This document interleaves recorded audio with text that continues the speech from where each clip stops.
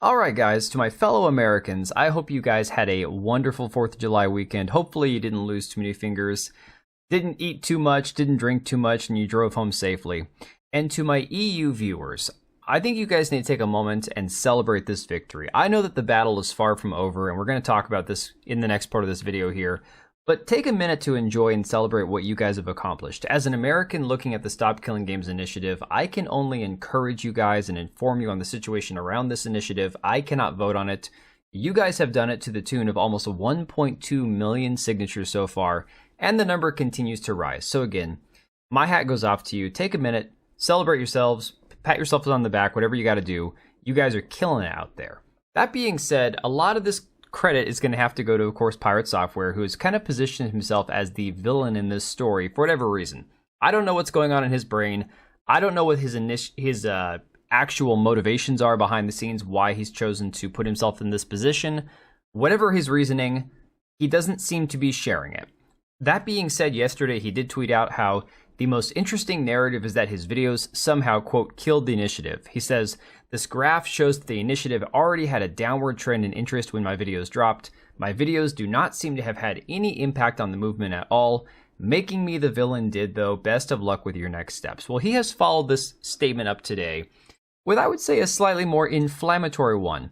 Pirate Nation here sharing that Pirate Software commented on the Stop Killing Games campaign exceeding 1 million signatures. Says, "I'm going to be honest with you. I hope that your initiative gets everything that you asked for, but nothing you wanted, and I'll leave it there." And of course, he reiterated this on a Discord post verbatim. So with respect, I hope the initiative gets everything it asked for, but none of what it wanted. And of course, if you want the context, I'll play the clip right now. County trying to say that our rescue is an animal horde. I've been called a pedophile, zoophile, rapist, corporate plant, degenerate, narcissist, nepo baby, and many other names. And they attacked all the accomplishments over my life, despite physical evidence to prove to the contrary. And they also went after every job I ever held, trying to say that I never worked them, or if I did work them, that I never deserved them. So I'm going to be honest with you.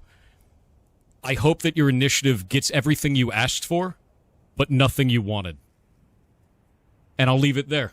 And it's really funny. He focuses a lot on the things people are saying to him, which, again, I do not condone harassment, threats, those kind of things.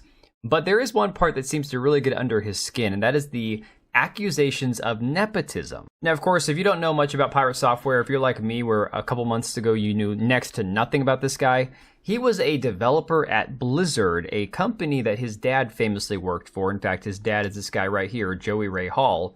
Joey Ray, you might recognize as the character from South Park from the episode about World of Warcraft. Of course, that is a fantastic episode of South Park, one of the best I think they've ever made.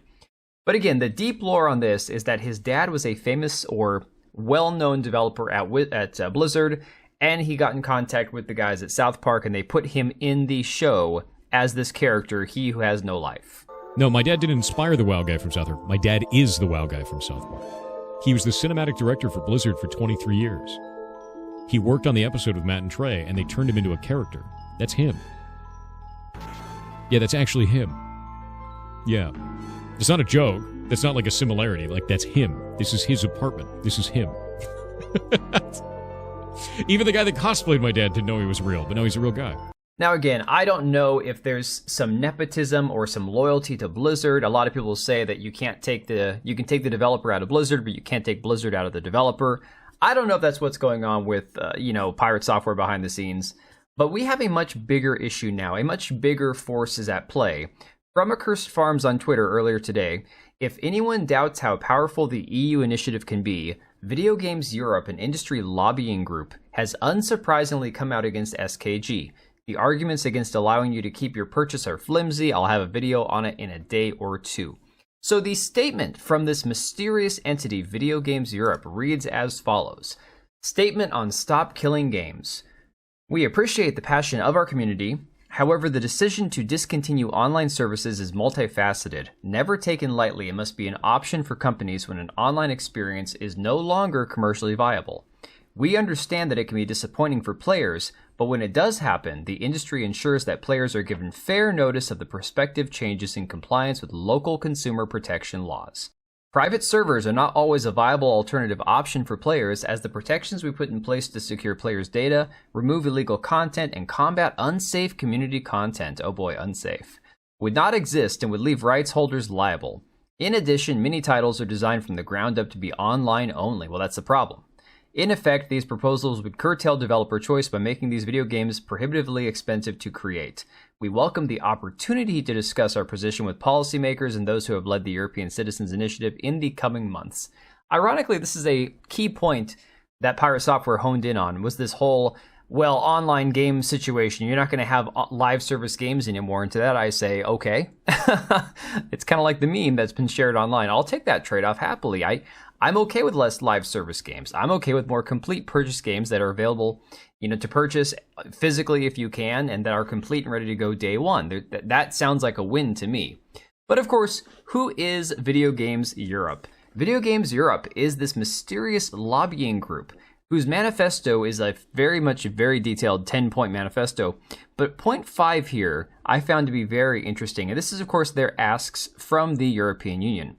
It says, number 5, adopt our proposals to ensure transparent and fair purchases of in-game content, delivering clarity and certainty for players, consumers, and parents. Now, full stop. They want to talk like they actually care about customers and consumers and that they're looking out for them, and they think the EU needs to basically take their advice as to how to be fair to customers, while having their membership made up of entirely companies who have been nothing but predatory and complete scumbags to their customers. If you look at the members of the Video Games Europe group, you see your usual suspects such as Embracer, EA, Epic Games. Epic, we got Fortnite represented there. And you got the big three, Microsoft, Nintendo, and Sony Interactive, Sega, Square Enix. All these guys are their members. Now, if you think that's bad enough or concerning enough as it is, their board has actually got people from these companies as their board members. Hester Woodcliffe is the chair from Warner Brothers Games. Cannon Pence from Epic Games is on the board. Same with Carrie Hopkins from Electronic Arts. Ian Mattingly from Activision. Clemens Kundratitz from Embracer. Kumar Jamil from Microsoft. Clemens Meyer-Wegelen from Nintendo of Europe. Alan Core from Ubisoft. It just goes on and on. Again, these people are looking out for their self-interest, and they are trying to lobby the European Union to stop killing games. And again, they're going to talk like they care about customers and consumers, but this entire thing kicked off primarily because of things like what Ubisoft did with The Crew, where they tried to take a game, well, actually did take a game offline, and is no longer playable because they want to put out another game and get people to purchase the new one, while also getting screwed over from the previous title that they had owned.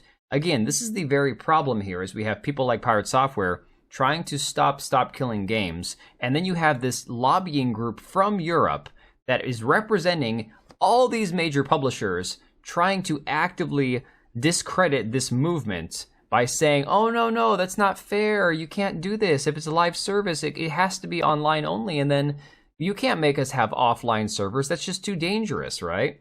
So, of course, Legendary Drop says Stop Killing Games is making so much noise that Video Games Europe, a group of lobbyists made up of Embracer, EA, Activision, and all the worst in gaming, are here to say that you don't know what you're asking for. They're scared. Keep them that way. Then he follows up and says it's actually funny to see them say the industry gives fair notice in compliance with local consumer protection laws. Exactly, that's the problem. We don't like the laws. Mudahar says one of the largest groups boarded by the biggest publishers are pissed that their live service offerings are threatened, scared that you have a path to actual protections from their predatory behavior, LMAO. And I think this is what it all boils down to. Again, a lot of people are looking at this going, if these people are against us, clearly we're on the right side, because these are the same publishers, the developers, the companies who have been screwing people over left and right. And at this point now, if they're mobilizing, it's because they're scared. Now, again, this has to go before the European Union, and if there's a lobbying group of this size saying that this is a bad idea, God only knows what that means for the Stop Killing Games initiative, but all we can do is get more signatures, pad those numbers.